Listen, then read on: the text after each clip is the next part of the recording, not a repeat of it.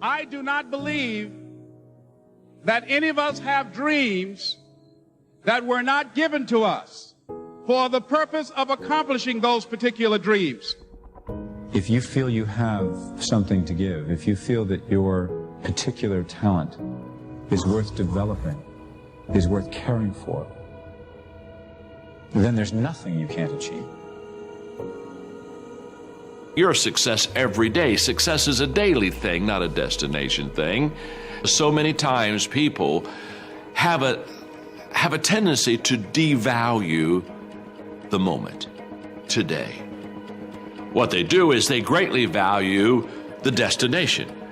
And so they kind of talk about, well, when I get there, or if I arrive there, or when I do that, or when I accomplish this. And they don't understand that success is a daily thing. And I'm here to share with you that the secret of success is determined by your daily agenda. The actions that you take now affect your future. The little decisions that you make, they matter. They add up. Whatever you really want, wants don't get met consistently. Standards do. Whatever you identify, this is who I am. And so it's not so much about changing your identity as it is expanding it. You know, deciding that, you know, instead of your goal is to lose 10 pounds, which is not compelling, what if your vision was to get back to my fighting weight? You know, this year, this month, this next 90 days, I'm gonna transform my body. I'm gonna take on a new challenge. I'm gonna find some technique or strategy, there's a million of them, that can reframe myself where I want to feel younger, stronger, more vibrant than ever before. Here's my reasons. Because I want the energy to really make my life work. Because it's tough out there and I want to be stronger than I've ever been before. I want to go in front of the mirror and if I'm naked, not, you know, want to laugh. I want to look there and take a good look and go, yeah, I'm proud of whatever I see there. Whatever it takes, something's gonna make you laugh, smile, something's gonna tease yourself, but something's gonna move you to another level. If you identify yourself in a new way and you own that every day, and that becomes the standard of how you live, you'll find the way to make that standard real.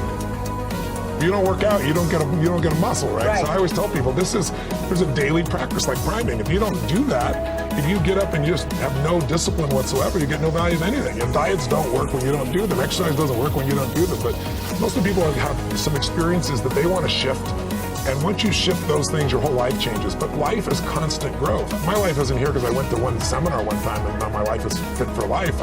I work out, I train my mind, I train my body, and it becomes a lifestyle. Basic fundamentals being applied over and over and over and over again. Getting up a certain time, doing certain things, cooking your meals, going to, you know, do your cardio, walking through the disciplines, keeping the checklist, and staying on top of them. Those are the things that, you know, when you string them together, start to create a day of efficient action. The more likely you are to string those days of efficient action together, the more likely it will be that you can set up your own success. So I have a challenge for every one of you this weekend. The challenge is simple. As you go through your weekend, and sometimes it's kind of hopefully an easier time of your week, ask yourself, am I practicing self-discipline in my life? Am I doing the things that I should do because I need to do them, or am I kind of waiting to feel the moment? Do like our friends Nike say, just do it. Here's the key to a better memory. Information combined with emotion becomes a long-term memory. Information combined with emotion becomes a long-term memory. What do I mean by that? Is there a song or a fragrance or a food that could take you back to when you were a child? Of course, because information combined with that emotion becomes a long-term memory. The challenge back in school is, what was the driving emotion you had back in school? For most people, they were bored, right? And if you times anything by 0, what do you get? You get 0. So most people don't remember what they learned back in school because of the state. Remember this, all learning is state dependent. All learning is state dependent. That if you want to learn more, control your state. Now, who's in control of your state? You are, because you are a thermostat, you're not a thermometer. What do I mean by that? What does a thermometer do? A thermometer reacts to the environment. It reflects what the environment is giving it. And so we are all thermometers at some point, and that affects our state, right? We react to the weather, we react to the economy, we react to how people treat us. But in reality, where's the locus of focus? Who has the control? You do, because you're a thermostat. A thermostat is different, right? A thermostat sets a vision, it sets a goal, it sets a standard. And what happens to the environment? The environment raises to meet that thermostat. And for you, you want to identify with the thermostat, and the most important thing that you want to have control over is how you feel. Here's what I've created for my life, and anyone I know succeeded. I'm a 17-year-old kid from Azusa, California, with no real education other than self-education, with no background, with parents that did their best, all of them, with no money, but I did one thing. I loved people, and I had an enormous demand I made upon myself, and I sculpted my mind and my emotions to get me to do whatever it would take to achieve and to contribute. But to do that, I did it by using my body and changing my focus. I did it by putting myself in a peak physiology and using what I call incantations. Can you train yourself to believe something? Yes or no? Absolutely. How many of you ever made the fatal mistake of going to Disneyland or Disney World, and while you're there made the fatal mistake of going to a ride called It's a Small World After All? What happens for about a week after you're out of that damn place? You're still singing this thing in your head in 24 languages, right? Well, let me tell you something. How many of you have things when you want to go achieve them and this part of your voice goes, oh, it's not going to happen, or forget it? How many got a voice that sometimes interrupts that good pattern? Say, I. And what you want to do is train a new one. So starting when I was 17, I started doing incantations, not affirmations. Affirmation, you go, I'm happy, I'm happy, I'm happy, I'm happy, I'm happy. What's the problem? You haven't changed your what? Your what? Physiology. If you don't change your physiology, you won't get anything. So in incantations, not only you speak it, but you embody what you're saying with all the intensity you can. And you do it with enough repetitions that it sticks in your head. Like It's a Small World, now the conversation in your head is always the same and it gives you what you want. So you use your body and your voice. So 17 years ago, I started doing things. I was working for Jim Rohn, this speaker, and I was 17 years old. I had long hair, minestrone soup, acne on my face. And I was trying to call on Bear Stearns type of people and convince them why they should go to this man's seminar and be more successful. I was driving a 1968 Volkswagen that I had earned at $40 a week as a janitor. The only way I did it was park far from the building and then go in, and I love people and I believe, but I put myself in state, and I was able to influence people that were far more successful than I was at the time. I would do something that I still do backstage and have done for 23 years because I don't hope I'm going to be in a good state. I demand it. So I do an incantation using my whole body. I'd say, I now command my subconscious mind to direct me in helping as many people as possible alive today to better their lives by giving me the strength, the emotion, the persuasion, the humor, the brevity, whatever it takes to show these people and get these people to change their lives now.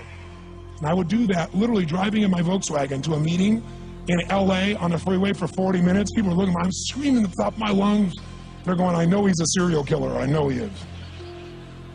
But by the time I entered that room, when two people meet, if there's rapport, the person who's most certain will always influence the other person.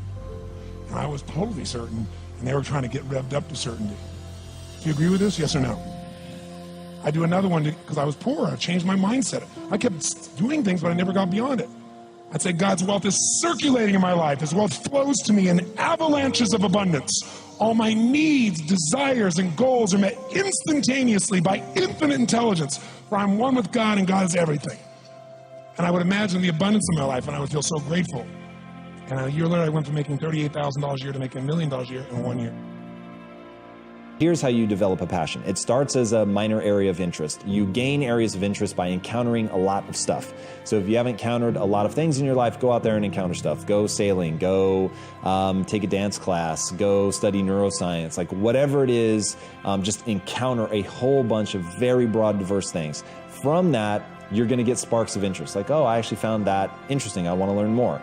Dive deep through engagement, not through pondering, through engagement.